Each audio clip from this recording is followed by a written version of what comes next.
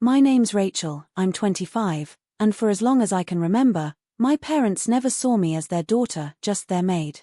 I scrubbed floors, served meals, and kept quiet, while my siblings lived like royalty. But one night, at a dinner meant to impress a powerful CEO, everything changed, and not in the way they planned.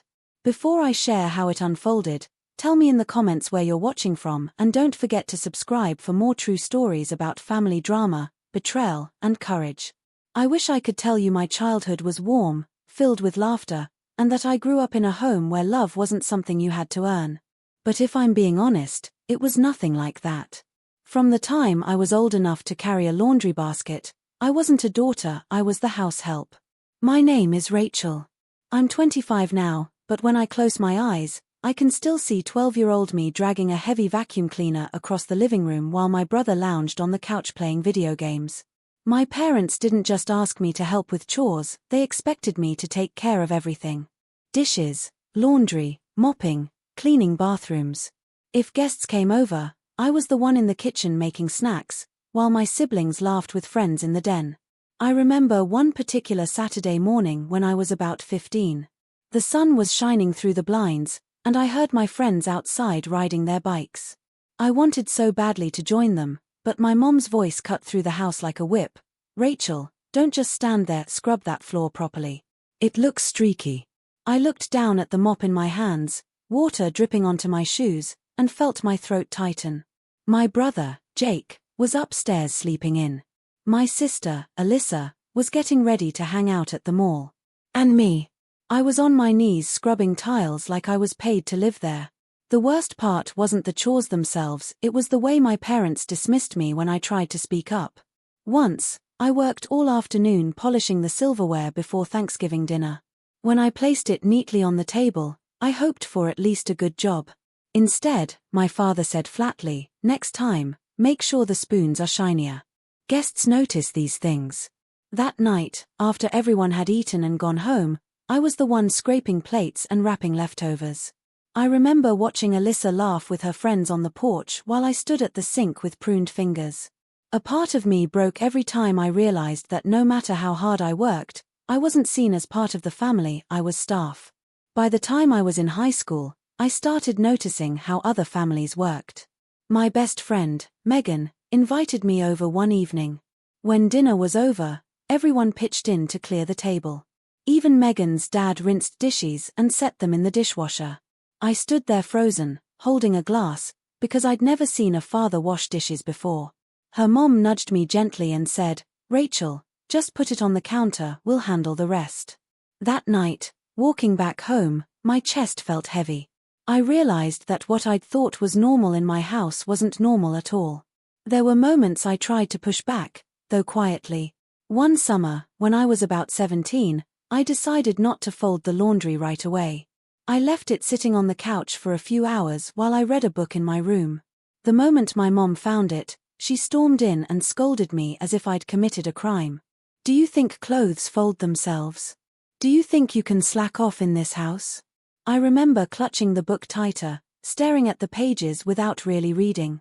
Her words weren't just about laundry, they were a reminder that, in her eyes, my worth was tied only to the work I did. And yet, deep down, I wasn't numb. I carried the sting of every comment, every ignored effort. At times, I'd whisper to myself, "One day, they'll regret this. One day, I'll be more than the maid they see." Those words became a kind of secret fuel for me. Small moments of humiliation still stick with me. Like the time my parents hosted their friends for a football game. The living room was packed, snacks everywhere, laughter filling the air. My dad yelled, "Rachel, grab more chips from the kitchen." I hurried back with the bag, but when I handed it to him, one of his friends chuckled, "She's like your little maid, huh?" My dad didn't correct him. He just laughed. My cheeks burned, and I wanted to disappear. My siblings caught on too. Jake once tossed his dirty socks in my direction and said, "Hey, Cinderella, get to work." Alyssa laughed so hard she spilled her soda. I wanted to scream, but instead, I picked up the socks and shoved them into the laundry basket. Later that night, I cried quietly into my pillow, telling myself not to let them see me break. What kept me going was my secret dream, I wanted a life outside those walls. I wanted to build a future where I was recognized for my abilities, not reduced to chores. I worked hard in school, sometimes staying up late to study after hours of cleaning. Teachers noticed my effort, and I clung to every compliment like a lifeline. "You're a natural leader," my history teacher once said after I led a group project.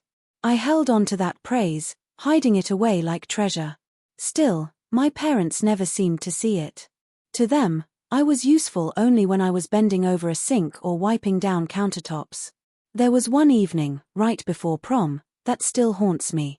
I was ironing my dress, excited for a rare night where I could feel like a normal teenage girl. My mom walked in, glanced at me, and said, "Make sure the house is spotless before you leave. Guests might come over." I remember staring at my reflection in the mirror, hair half done, eyes watery, wondering if she even noticed I was wearing a gown. I started saving little bits of money from part-time jobs, babysitting, tutoring, anything I could manage. Every dollar felt like a step toward freedom. I didn't tell my parents about it, of course. If they knew, they'd probably make me use it to buy cleaning supplies. But in my mind, that money wasn't just cash, it was hope. Looking back now, I see that those years shaped me in ways I didn't fully understand. The endless chores taught me resilience. The constant dismissal sharpened my desire to prove myself. And the loneliness. It gave me a fire inside, a quiet determination that one day I would no longer be invisible. But at the time, all I felt was trapped. Day after day, I moved through the house like a shadow, cooking meals I barely ate, cleaning rooms I wasn't allowed to enjoy, listening to laughter I was never part of. I was living like a maid in my own home. And though I didn't know it yet, that role, the one they forced me into, would set the stage for the night everything finally turned upside down. The night of the dinner began with the sound of my mother's heels tapping across the hardwood floor like a metronome of nerves. She'd been preparing for this for weeks, buzzing with the kind of energy I had never seen her use for me. Every detail mattered to her: what the guests would eat, how the house would smell, even which chair would be positioned closest to the man she and my father were desperate to impress, the CEO. "Rachel, light the candles, careful, don't drip wax on the table runner," she ordered, her voice sharp but trembling with anxious excitement. I obeyed without a word, striking the match and watching the flame flicker before catching the wick. My father hovered behind her, straightening his tie in the hallway mirror for the 10th time. My siblings were dressed like they were heading to a photo shoot, Jake in a blazer he'd never worn before, Alyssa in a cocktail dress she'd begged for. Me, I was in a plain blouse and slacks my mother had handed me with no room for debate. "You're serving tonight, not hosting," she reminded me, pressing an apron into my hands as though I needed the label spelled out. The smell of roasted chicken and garlic bread filled the kitchen. My mother had been in and out all day, but it was my hands that had done most of the work. My back ached from standing over pots, my fingers were pruned from rinsing vegetables, and still she circled like a hawk, pointing out smudges I missed. "Rachel, fix the napkins, those folds look sloppy. Jake, sit up straight. Alyssa, smile like you mean it." She barked orders as if she were directing a play, desperate for her family to appear perfect. The irony was sharp. I was the one running the stage, yet I wasn't allowed a single line. As the clock neared 7, tension thickened in the air. My parents rehearsed pleasantries, reminding each other of topics to bring up: charity work they barely did, achievements inflated beyond truth, names of connections they hoped to drop casually. Meanwhile, I balanced trays, refilled glasses, and double-checked every detail. When the doorbell finally rang, the house seemed to inhale. My father straightened, my mother adjusted her necklace, and Jake rushed to open the door. The CEO stepped inside, tall, composed, carrying an ease that made my parents stumble over their greetings. His handshake was firm, his smile polite but reserved. I stayed in the background, carrying hors d'oeuvres on a platter. The guests' voices mingled with the clink of glasses, my parents laughing too loudly, too eagerly. I slipped between them like a shadow, setting down plates, refilling water, and vanishing before anyone could acknowledge me. But someone did notice. The CEO's eyes followed me once as I placed a bowl of salad on the table. His gaze wasn't dismissive or critical, it was curious. I felt it linger for a moment longer than it should have, before he turned back to my father's endless monologue about his business savvy. My pulse quickened, though I couldn't explain why. Dinner stretched on, a performance I'd seen rehearsed in fragments but never in full. My father bragged about Jake's leadership skills on his college soccer team, though Jake had spent most games on the bench. My mother gushed about Alyssa's early acceptance letters from schools she hadn't even applied to. I moved silently, serving roasted chicken, refilling wine glasses, collecting empty dishes. Then came a moment that burned into my memory. As I leaned across the table to set down a dish, Alyssa wrinkled her nose and muttered just loud enough for me to hear, "Don't drop it, Maid." Jake snorted into his glass. My mother's lips curled into a stiff smile, pretending she hadn't heard, though I saw the satisfaction in her eyes. The CEO's fork paused mid-air. His eyes flicked to me, then back to Alyssa, then to my parents. The smile on his face tightened, subtle but noticeable. For the first time that evening, my parents' laughter faltered. I retreated to the kitchen, my chest tight, hands trembling as I gripped the edge of the counter. It was nothing new, my siblings mocking me, my parents letting it slide, but tonight the sting felt sharper, like humiliation carried a heavier weight under the eyes of someone who mattered. A few minutes later, my mother swept into the kitchen. "Rachel, bring out the dessert tray. And smile. You're making us look uptight." She shoved the platter into my hands before I could respond. I stepped back into the dining room, forcing a neutral expression. The CEO leaned back in his chair, listening as my father launched into another inflated story about his work ethic. My siblings giggled at the edges, adding little comments to keep the conversation flowing. I set the dessert on the table, carefully arranging the slices of pie. That's when it happened again. The CEO looked directly at me, not a passing glance this time, but an intentional pause. His expression was unreadable, but there was something in his eyes that unsettled me. Recognition? Respect? Pity? I couldn't tell. "Rachel," my father snapped quietly, breaking the moment. "Hurry up, don't just stand there." I lowered my gaze and stepped back, my heart pounding louder than the ticking clock on the wall. The rest of dessert passed in a blur, though every now and then I felt the CEO's gaze brush against me. As the evening wound down, the living room shifted into a more casual setting. My parents poured coffee, Alyssa fetched photo albums, Jake cracked jokes that no one outside the family found funny. I collected empty cups and plates, stacking them carefully in the kitchen. From the dining room, I overheard my mother's voice, dripping with false charm. "We've always encouraged our children to aim high. We raise them to be leaders." The hypocrisy hit me so hard I nearly dropped the plates. Leaders? I had scrubbed floors for them hours earlier. Leaders didn't mop quietly while others basked in false praise. I pressed my back against the wall, listening to the muffled voices, the forced laughter, and for the first time in years, I felt something shift inside me. Not just anger. Not just pain. But a strange, sharp clarity. If they wanted to treat me like a maid, so be it. But the truth of who I was, the part they had ignored for so long, was simmering just beneath the surface. And tonight, in this very house, someone else had started to notice it. The dinner that was supposed to showcase their perfection had instead revealed cracks. And though I didn't yet know how, I sensed it. This night was going to change everything. The house was unusually quiet after the dinner. Plates had been cleared, glasses rinsed, and the faint smell of roasted chicken still lingered in the air. My parents were upstairs, no doubt congratulating themselves on how well they thought the evening had gone, while my younger brother, Luke, retreated to his room with his headphones blasting music loud enough to hear through the walls. I stood in the kitchen, wiping down the counters, even though everything already looked spotless. My hands moved on autopilot, but my mind was racing.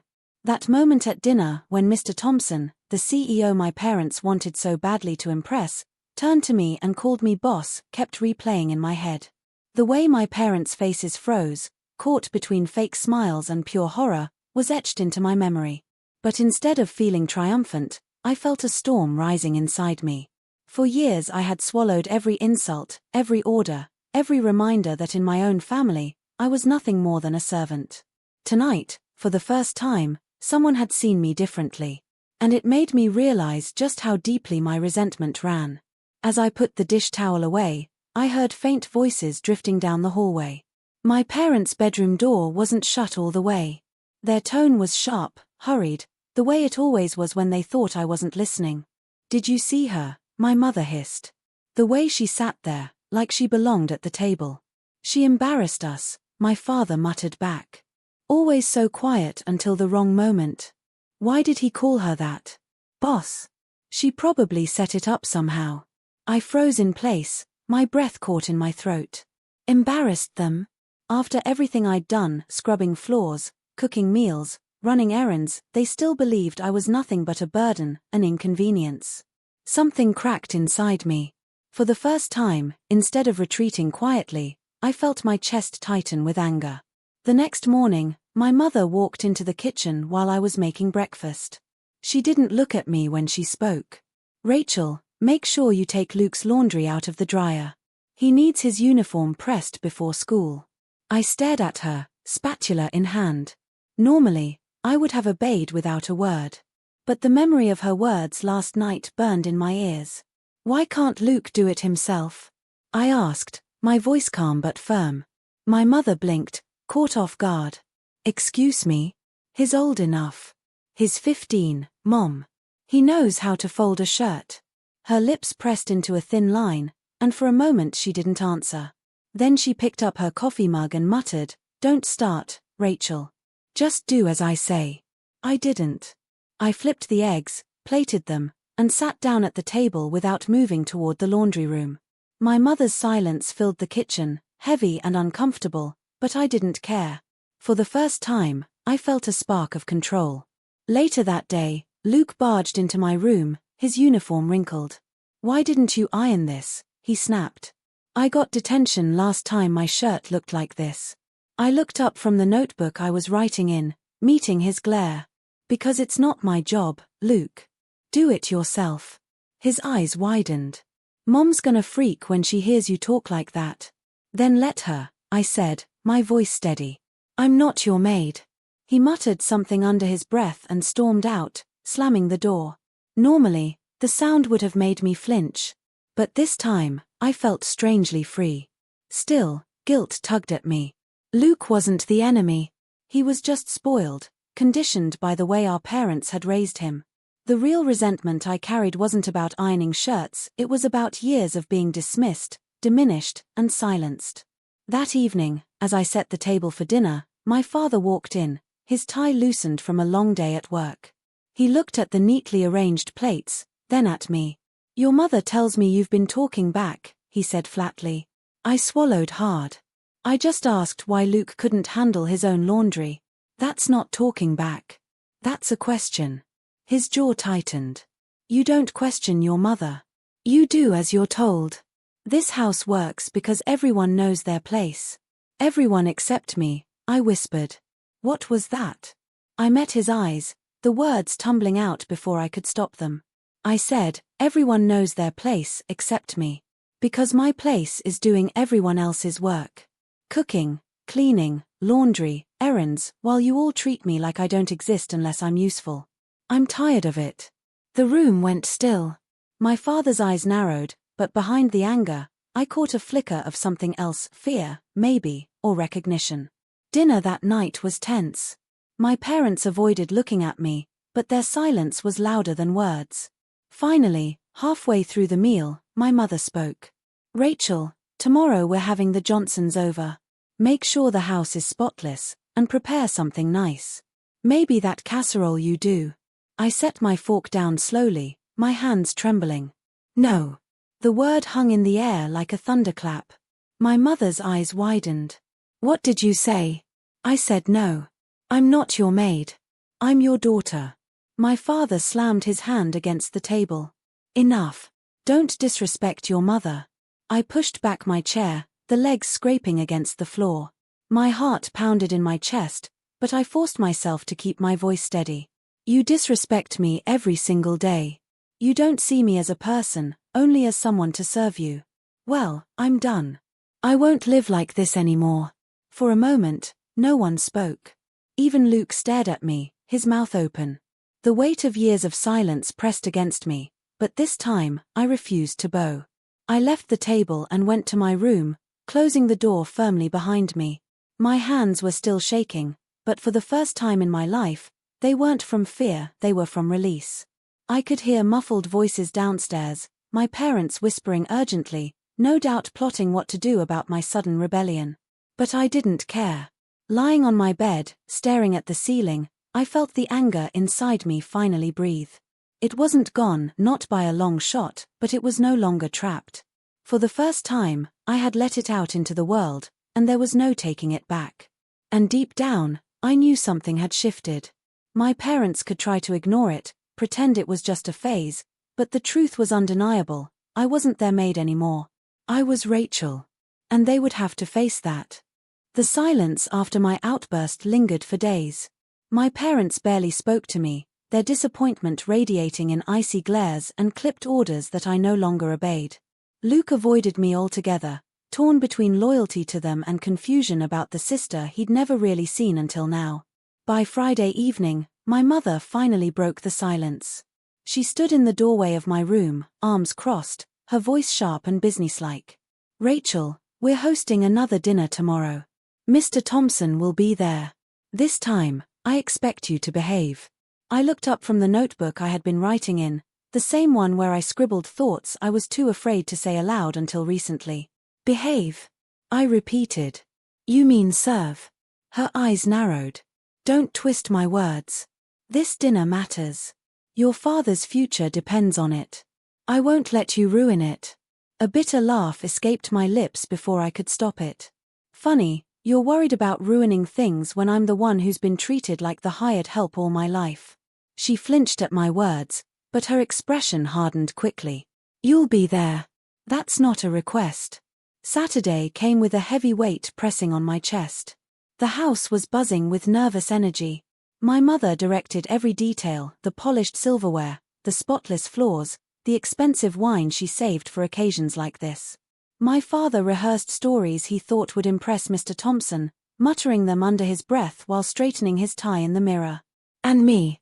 I stood in front of my closet, staring at clothes that never felt like my own.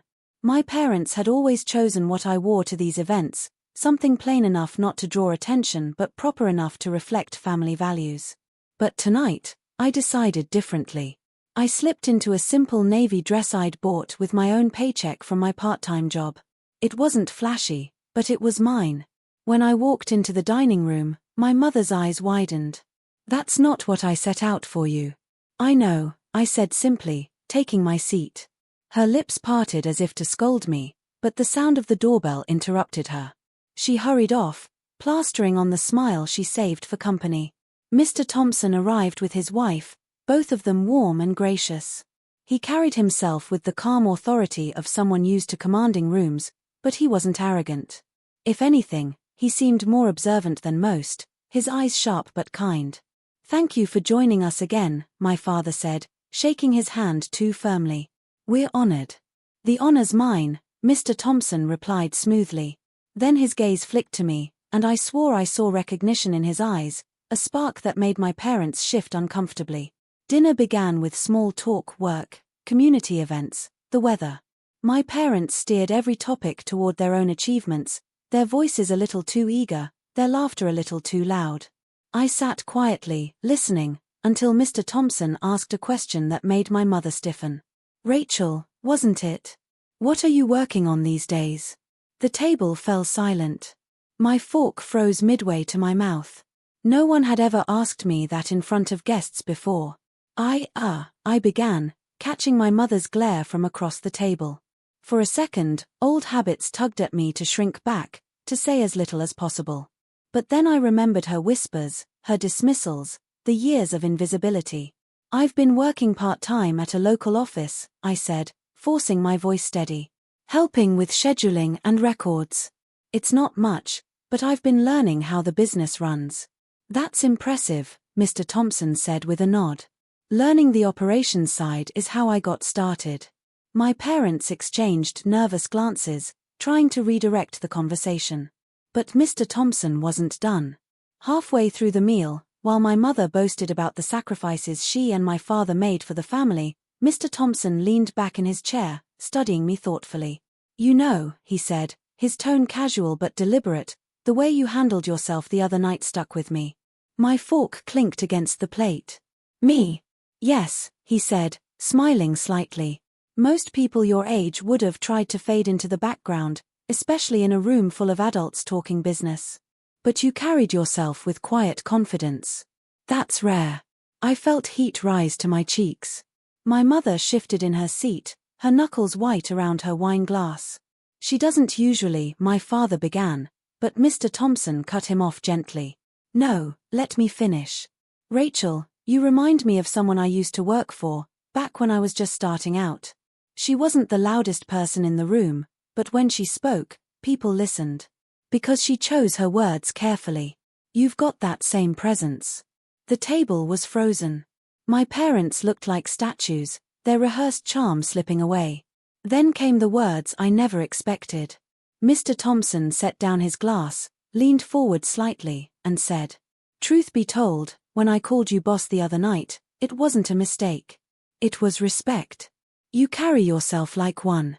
And from where I stand, that's something to be proud of. My breath caught in my chest. Across the table, my mother's face drained of color. My father opened his mouth, then closed it again, utterly speechless. The air in the room felt electric. Mr. Thompson's wife smiled warmly at me, as if to say she agreed. Of course, she still has a lot to learn, my mother stammered, desperate to regain control. She's young, she. With the right support, Mr. Thompson interrupted, his voice kind but firm, she could go far. Much farther than most give her credit for. The finality in his tone left no room for debate. Conversation limped on after that, but the dynamic had shifted irreversibly. My parents tried to steer things back toward themselves, but every word felt hollow. I noticed Mr. Thompson's gaze flicker toward me more than once, not with pity but with genuine interest. By dessert, my mother's smile had cracked at the edges. She laughed too loudly at her own jokes, while my father sat stiffly, his pride wounded in ways he couldn't hide. And me. I felt a strange mix of emotions, validation, fear, hope, and something I hadn't dared feel in years, strength. When the door finally closed behind Mr. Thompson and his wife, the silence that followed was deafening. My mother turned to me, her face tight with fury she could no longer mask. Do you see what you've done? She hissed. You made us look small in front of him. I stood my ground, my voice calm. I didn't make you look small. He just saw the truth. My father's fists clenched at his sides, but he said nothing. For the first time, he had no words. I walked past them, my heart pounding but steady. Upstairs in my room, I sat on the edge of my bed, replaying Mr. Thompson's words over and over. Boss. It wasn't just a nickname. It was acknowledgement. A reminder that I wasn't invisible, not to everyone. And as the resentment I had buried for years rose higher, I realized something even more powerful. My parents could try to silence me, but the world beyond these walls might finally be ready to hear me. The word boss still echoed in my chest long after Mr. Thompson's car disappeared down the street. I sat on the edge of my bed, staring at the faint reflection of myself in the window pane. For the first time in years, I didn't see the invisible girl my parents had molded me into. I saw someone else, someone who could stand tall even when the ground beneath her shook. But dignity doesn't come all at once. It comes in choices, sometimes small, sometimes earth-shattering. That night, I realized mine had already begun. The house felt colder after the dinner. My mother no longer wasted energy on half-hearted smiles. She snapped at everything instead, the laundry not folded fast enough, the kitchen not spotless enough, my dress still hanging in the closet instead of hidden away. You embarrassed us, she spat one morning, her voice cutting like broken glass. Do you know how hard we've worked for opportunities like this? I looked up from the coffee I was stirring. Worked for who? For the family or for yourselves? The spoon clinked against the mug. My father looked up from his newspaper, his eyes narrowing, but he said nothing.